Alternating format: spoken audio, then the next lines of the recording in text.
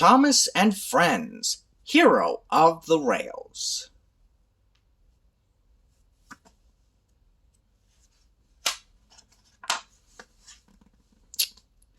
It was a beautiful summer day on the island of Sodor. The fields were full of flowers, and the birds sang sweetly in the trees. Thomas felt very happy as he quietly filled up with water. Suddenly, there was a whoosh and a clickety-clack as a silver blur roared past him. "Fizzling fireboxes!" peeped Thomas. "What was that?" Later that day, Spencer thundered up the track to Natford Station. All the engines realized who'd been roaring around the island. "I'm here for the summer," Spencer puffed smugly. "I have a very important job to do. The Duke and Duchess of Boxford are having a new summer house built. It has to be finished in time for their holiday." "Cinders and ashes," huffed Thomas.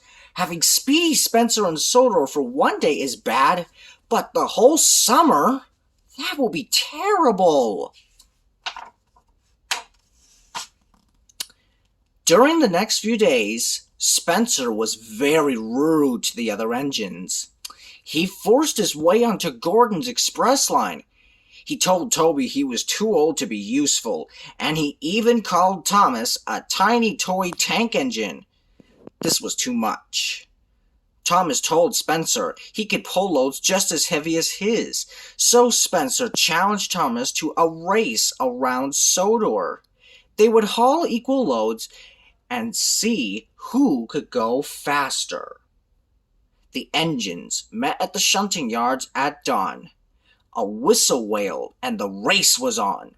Thomas and Spencer pumped their pistons as they whooshed along the tracks. As Thomas sped down a big hill, his brakes broke. He rolled faster and faster. He came to an old stretch of overgrown tracks that he'd never seen before, and crashed through the bushes. Finally, he slowed to a stop, and then he heard a noise. "Hello, my name is Hiro," a strange voice said. There was a very old engine in the bushes. He was rusty and broken. At first, Thomas wanted to roll away as fast as his wheels could carry him, but then he realized that Hiro was kind and gentle. Hiro told Thomas he had come to Sodor a long, long time ago. He had been one of the first steam engines on Sodor and had been known as the master of the railway. But Hiro had broken down, and there had been no parts in Sodor to fix him with. He'd waited for parts to come from his home island, but the parts never arrived. He was forgotten. Thomas said he would get Sir Topham Hatt to help. "No!" Hiro cried. "You can't do that! You know what happens to engines that aren't really useful anymore? They're sent to the smelting yard!" Thomas decided to help his new friend in secret. "I promise I will make you really useful again."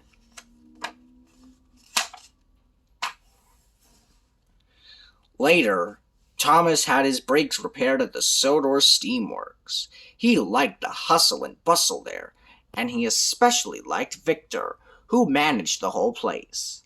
Thomas wanted to tell everyone about Hiro, but he knew he had to keep quiet. As Thomas chuffed away, he spotted an old engine part that Kevin the Crane had dropped. "This'll be good for Hiro," he thought, and puffed away excitedly. The next day, Thomas did his work quickly, and then sped out to visit Hiro. As he neared Hiro's hiding place, Thomas made a terrible discovery. "Cinders and ashes!" he peeped. "The Duke and Duchess's summer house is right next to Hiro's hiding place. Spencer will be here every day." Thomas knew he had to be careful. Just then, Spencer steamed around the bend. "What are you doing here?" he asked. "I think you're up to something." Thomas didn't answer. He just chuffed away, nervously. Thomas knew he couldn't do his work and repair Hiro on his own, so he went to Percy and told him everything. "Of course I'll help," Percy peeped. "What can I do?" "Will you take this tractor to Farmer McCall for me?" Thomas asked. Percy was excited about helping Thomas, but first he had to find a place to hide his mail trucks. He would deliver the mail after he took care of the tractor for Thomas. Percy found an old siding to hide the mail trucks in, then went off with the tractor. But the tractor was so heavy that Percy popped a valve. Percy had to be repaired at the Silver Steamworks, and in all the excitement, he forgot where he had hidden the mail trucks. Oh dear. Back at Tidman's sheds, Sir Topham Hatt was very cross that Percy had lost his mail trucks. His voice boomed in the station from top to the tracks. "I'm sorry, sir," Thomas peeped. "I can help Percy find them tomorrow." Thomas's friends knew something strange was going on, so he told them all about Hiro. Gordon gasped. James jumped. They had never heard such an amazing story. The next morning, Thomas was a really useful engine. He huffed and puffed, and he never stopped to rest his axles. And the whole time, he knew Spencer was following him. Suddenly, an idea flew into Thomas's funnel. If Spencer was going to follow him around all day, he could lead the nosy engine away from Hiro. That would mean all the other engines would be free to help repair him. That sounds like a good idea. The next day, Thomas and Percy looked for the mail trucks as far away from Hiro as possible. They puffed out to the quarry, with Spencer sneaking behind them the whole way. When they got there, Mavis wouldn't leave Spencer alone. "What an honor," she puffed. "Let me take you around the quarry." As he toured the quarry, Spencer biffed a hopper. Slate and dust showered down and blocked his funnel. Edward had to pull him to the works to be repaired.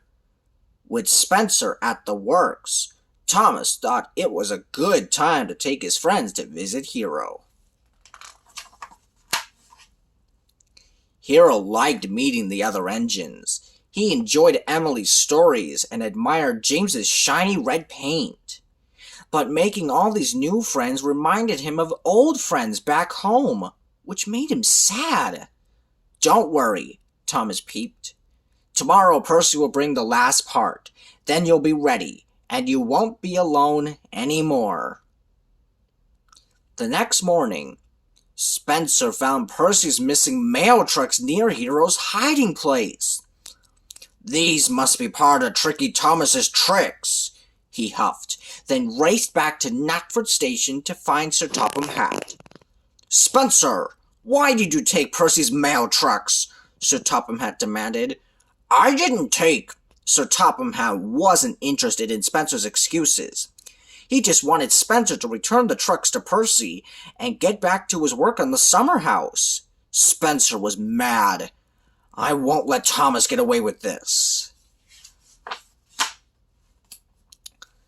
Thomas and Hiro were waiting for Percy to bring the very last part.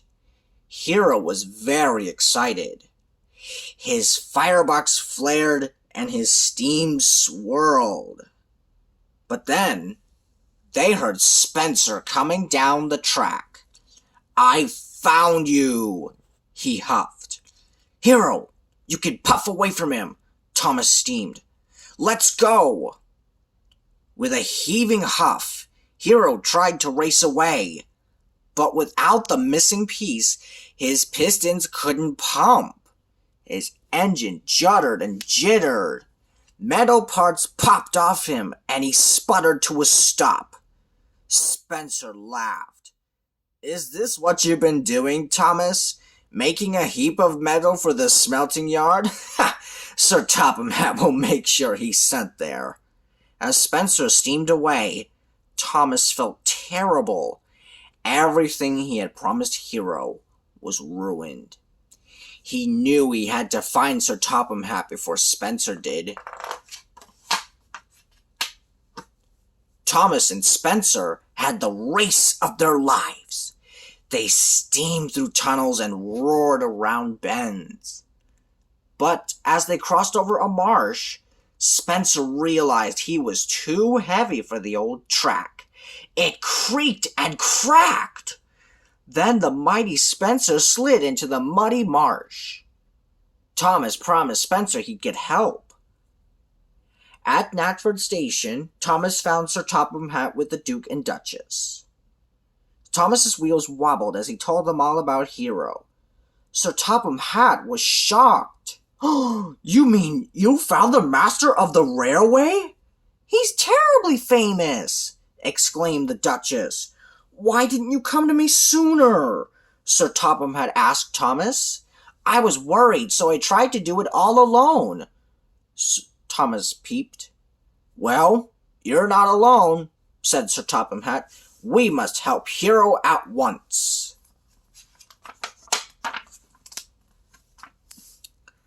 A few days later, all the engines went to see Hiro at the Sodor Steamworks.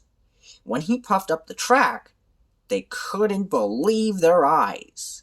Hiro looked wonderful, as good as new.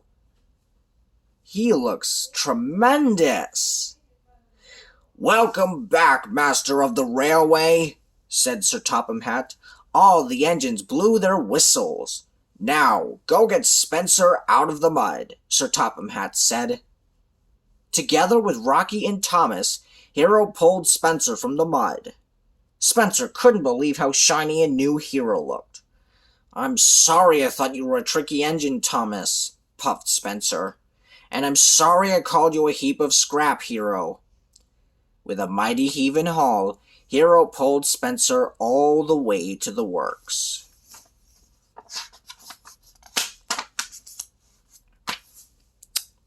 Spencer, Thomas, and Hiro huffed and puffed and worked together on the summer house. The Duke and Duchess arrived for their holiday just as it was finished, and they were delighted.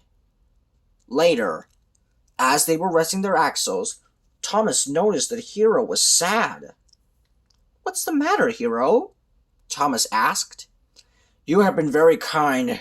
The best friend I could ever have," Hiro huffed. "But I want to go home." Thomas knew who could help Hiro, and he went to find Sir Topham Hatt at Knapford Station. "Sir, I need your help," he said. "Hiro wants to go home. He misses his friends and his island." "Thomas, you were right to ask me," Sir Topham Hatt said. "Tell Hiro not to worry." A few days later, all the engines gathered at Brendam Docks to say goodbye to Hiro. Flags and garlands fluttered in the breeze. It was time for Hiro to go home. "I'll never forget what you did for me," Hiro said to Thomas. "And I'll never forget you." "Sodor will always be your home too, Hiro," Thomas puffed happily. As Hiro chuffed slowly to the ship, all the engines whistled farewell to their friend, the master of the railway. The end.